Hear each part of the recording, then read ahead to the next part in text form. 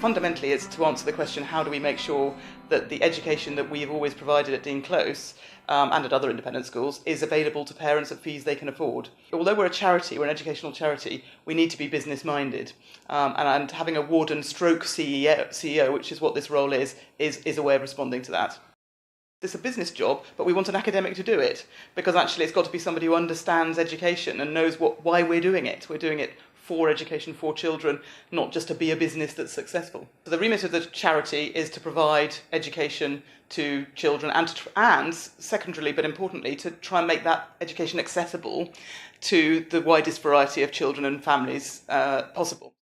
I know Dean Close really quite well. I've been away for 10 years, but prior to that I was on the senior management team at the senior school and taught here and ran the admissions office as well, or worked in the admissions office.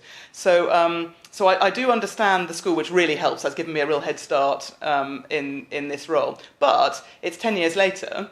I'm not working in the senior school. I'm very much working in the umbrella organisation now over all the schools. The professionalism and modernity of the education that's being provided here, in the last 10 years has come on in absolute leaps and bounds, which is really exciting. I'm really passionate about education for life, for the world that these pupils are going to go into. It's really helpful to understand education thoroughly, because it's very difficult to run even if you think of it as a business, to run a business where you don't understand the product and you don't understand what it's meant to be doing. So, that they've decided to go in me for someone whose background is all academic, but who has elements of business experience and leadership management experience in that mix as well.